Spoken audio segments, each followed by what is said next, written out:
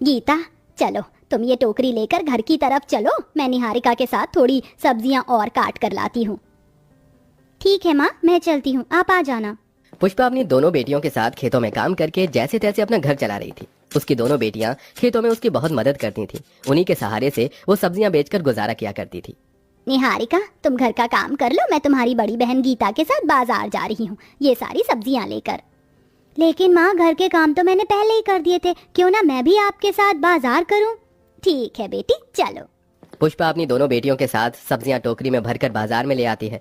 तीनों माँ बेटी बाजार में एक कोने पर सब्जियों की टोकरी उतार कर रखती हैं, जिसके बाद वो एक पन्नी बिछाती हैं और उसके ऊपर सारी सब्जियां लगा देती हैं। सब्जी ले लो, सब्जी, हरी हरी सब्जी, सब्जी ले लो, सब्जी, हरी हरी सब्जी। गीता की आवाज लगाते ही वहाँ कुछ लोग आना शुरू कर देते हैं। अरे, भिंडी और तोरी कैसे दे रही हो?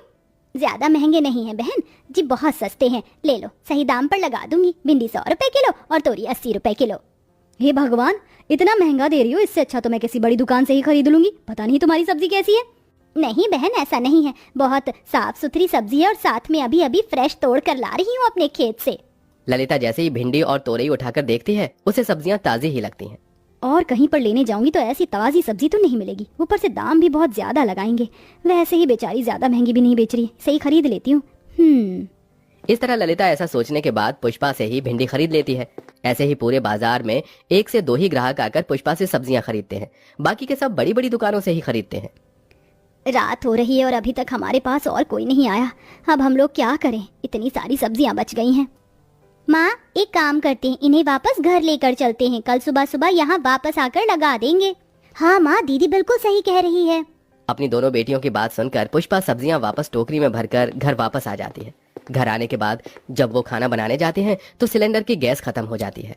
अब क्या करें, एक तो गर्मी इतनी है, चूल्हे पर खाना बनाया नहीं जाएगा, ऊपर से लकड़ियाँ भी नहीं है। यही कुछ पैसे कमाए थे आज, अब ये भी गैस लाने में खत्म हो जाएंगे। पुष्पा बहुत ज्यादा परेशान होती है, कुछ तो गर्मी के चलते, कुछ अपनी गरीबी के चलते। वो जो भी पैसे कमाती है उनसे वो सिलेंडर में गैस भरवा देती है, जिससे वो सब उस दिन खाना खाते हैं। एक तो गरीबी हमारा कभी पीछा नहीं छोड़ती, ऊपर से ये गर्मी भी हमारे पीछे पड़ गई है। देखो ना, कितनी रात हो गई और अभी तक लाइट नहीं आई। तभी पूरे गांव की लाइट आ जाती है, लेकिन उनके घर में लाइट नहीं आती। माँ देखो, गांव के सभी घर में लाइट जगमगा रही है, लेकिन हमारे घर में ही लाइट नहीं आ रही है। ऐसा क्यों हो रहा है माँ? तुम लोग तो जानते हो ना तुम्हारी माँ कितनी गरीब है। गरीबी के चलते मैंने अभी तक मीटर भी नहीं लगवाया, शायद इसीलिए हमारी लाइट नहीं आ रही है।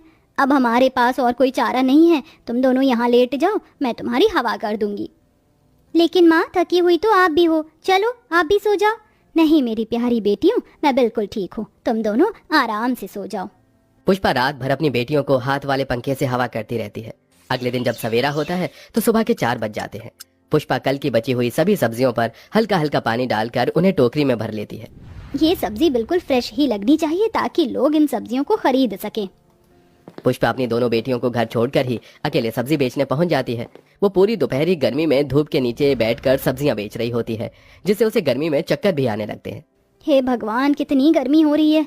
ये गर्मी तो कम होने का नाम ही नहीं ले रही। मुझे तो इस गर्मी में चक्कर भी आने लगे हैं। अभी एक काम करती हूँ, वापस घर लौट जाती हूँ, क्योंकि किसी को सब्जियां तो खरीदनी है नहीं। पुष्पा वापस टोकरी में सब्जी भरकर घर आ जाती है, जहाँ उसकी दोनों बेटियां कहती हैं, अरे माँ, आप अकेले ही चली गई थी? ये क्या, आपकी तो बहुत ज्यादा बुरी हालत हो रही है गर्मी से। रुको, मैं आपके लिए मटके का पानी लेकर आती हूँ। पुष्पा का गर्मी से बहुत बुरा हाल था। उसकी सांस फूली हुई थी और पूरे कपड़े पसीने से भीगे हुए थे। गीता अपनी माँ को 1 गिलास मटके का पानी देती है। ये लो माँ, मटके का पानी पी लो। मटके का हल्का सा ठंडा पानी पीकर पुष्पा की थकावट थोड़ी सी कम होती है।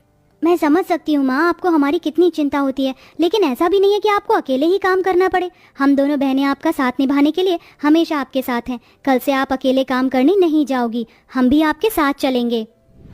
ठीक है बेटी, जैसा तुम कहती हो वैसा ही होगा। पुष्पा ये कहने के बाद थोड़ी देर लेटकर आराम करने लगती है। गीता देखती है कि टोकरी की वो सब्जियां खराब होने वाली होती हैं, तो वो उन्हें काट कर बना लेती है ताकि उन सब्जियों को फेंकने की जरूरत न पड़े। चलो माँ, खाना खा लो। खाना नहीं खाओगी तो शरीर में ताकत कहाँ से आएगी? कभी कभी तो मुझे बहुत अफसोस होता है कि मैं तुम दोनों को वो जिंदगी नहीं दे पा रही हूँ जिस जिंदगी की तुम दोनों हकदार हो। जब से तुम समझदार हुई हो तब से ही मेरा साथ निभा रही हो। तुम्हारे पिताजी तो मेरा साथ छोड़कर चले गए और किसी और से उन्होंने शादी कर ली। काश के उन्होंने ऐसा कभी ना किया होता। कोई बात नहीं माँ, आप हमारे साथ हमारे लिए तो हो। देखना, एक ना एक दिन इसी सब्जी को बेचकर हमें बहुत तरक्की हासिल होगी। निहारिका जैसा कहती है वैसा ही होता है। बहुत कठिनाइयां सहन करने के बाद धीरे धीरे उनकी सब्जी की दुकान पहले से अच्छी चलने लगती है। अब लोग उनके पास आते हैं और उन्हीं से सब्जी खरीदते हैं। बहन जी, जरा हरी हरी सब्जियां तो देना। आपकी हरी सब्जी से हमारा परिवार स्वस्थ रहता है। वरना तो गांव में जो लोग सब्जियां बेचते हैं वो तो केमिकल वाली सब्जियां होती हैं, जिनके अंदर सब्जियों को हरा भरा करने के इंजेक्शन लगे होते हैं। हाँ भाई, सही कह रहे हो। पुष्पा बहन अपनी दोनों बेटियों के साथ अपने खेतों में लगी रहती हैं, दिन रात मेहनत करके जो ये सब्जियां उगाती हैं उन्हें ताज़ा ताज़ा बेचती हैं। तभी तो मुझे इनकी दुकान से सब्जी लेने में जरा भी डर नहीं लगता। अब लोगों की ऐसी बातें सुनकर पुष्पा बहुत खुश होती है। फाइनली उसकी दुकान अच्छी खासी चलने लगती है, जिससे उनके घर की परेशानियां धीरे धीरे खत्म हो जाती हैं।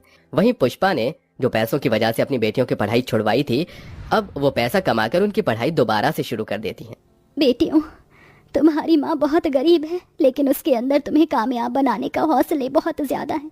और मैं चाहती हूँ कि मेरी दोनों बेटियाँ पढ़ाई लिखाई करके कुछ बने और मेरा नाम रोशन करें। क्या तुम मेरा नाम रोशन करोगी? हाँ माँ, आप चिंता मत करो, एक दिन हम दोनों बहनें मिलकर आपका नाम जरूर रोशन करेंगे। इसी तरह कुछ वक्त बीत जाता है। दोनों बेटियां बड़ी हो जाती हैं, दोनों की स्कूली पढ़ाई पूरी हो जाती है और अब पुष्पा अपनी दोनों बेटियों को पढ़ाई के सिलसिले में शहर भेज देती है और खुद वहां गर्मी सहन करती हुई अकेले रहती है। बेचारी पुष्पा हर दिन भरी गर्मी में सब्जियां बेचकर वापस घर की तरफ जा रही होती है, लेकिन ज्यादा गर्मी की वजह से उसे बहुत तेज चक्कर आते हैं और वो सड़क पर चक्कर खाकर गिर जाती है। उसकी टोकरी की सब्जियां भी इधर उधर बिखर जाती हैं। तभी वहां एक गाड़ी रुकती है, जिसके अंदर से उसकी दोनों बेटियां निकलती हैं। माँ उठो ना, देखो हम वापस आ गए। ये क्या माँ, आपकी तो तबीयत बहुत ज्यादा खराब है। कोई पानी दो, जल्दी से कोई पानी दो। वहां खड़े इतने सारे लोगों में से एक व्यक्ति निहारिका को पानी देता है। निहारिका पानी की बूंदें अपनी माँ के मुंह पर छिड़कती है। अरे निहारिका, गीता, तुम दोनों वापस आ गई। गीता के ऊपर डॉक्टर की ड्रेस और अपनी छोटी बेटी निहारिका के ऊपर फौजी की ड्रेस देखकर पुष्पा बहुत खुश होती है। आखिरकार तुम दोनों कामयाब हो गई, मेरी मेहनत सफल हो गई। माँ, बहुत दुख उठाए हैं आपने ही गर्मी में खून पसीना बहाकर हमें आज इस मुकाम पर पहुंचाया है। अब आपको और परेशान होने की जरूरत नहीं है और ना आपको गर्मी में सब्जियां बेचने की जरूरत है। हम आपको यहाँ से शहर ले जाने के लिए आए हैं, अब हम वहीं रहेंगे। इस तरह सब्जी बेचने वाली माँ की बेटियां कामयाब हो जाती हैं। दोनों बेटियां अपनी माँ को शहर में बड़े से फ्लैट में लाकर रखती हैं, जहाँ उनके फ्लैट में एसी लगा होता है। इसी के चलते अब गर्मी में पुष्पा आराम से रहती है और उसे कोई काम करने की जरूरत नहीं पड़ती।